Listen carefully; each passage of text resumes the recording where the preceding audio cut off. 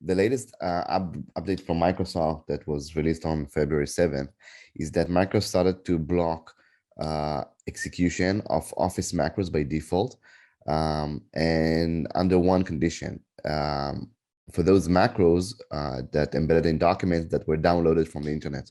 Or maybe a better wording for that will be when the source is untrusted, like the internet.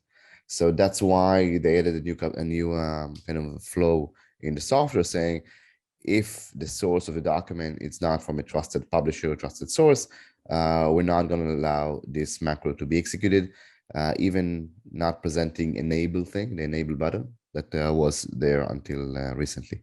So this is the update that is starting to roll out probably on the next few weeks.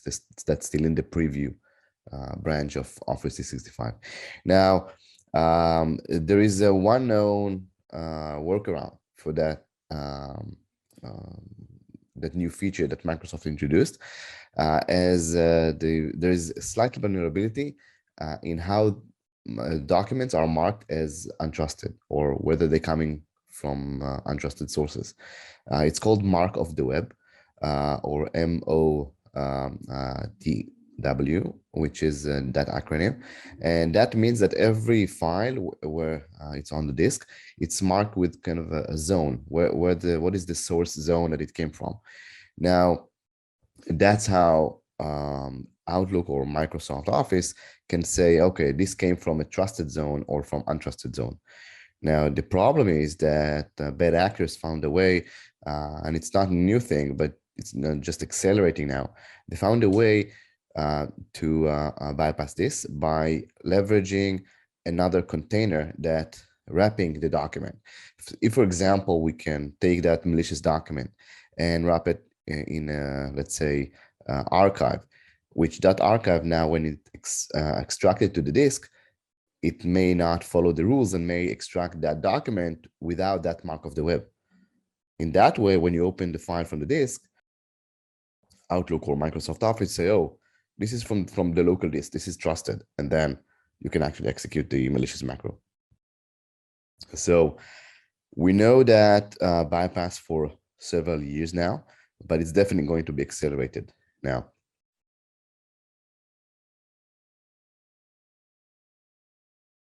It's the way that Microsoft are releasing updates for the software is that they first gonna roll it out for those customers who are interested to get the updates as early as possible. Maybe some of them are buggy, some of them are not yet completed.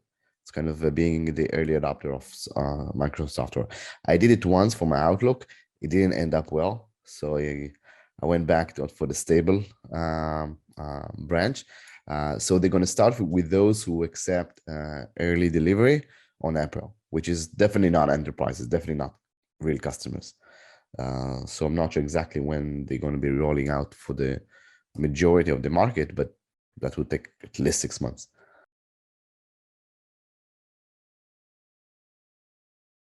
With Votiro, what we're doing is that we inspect every file, every content.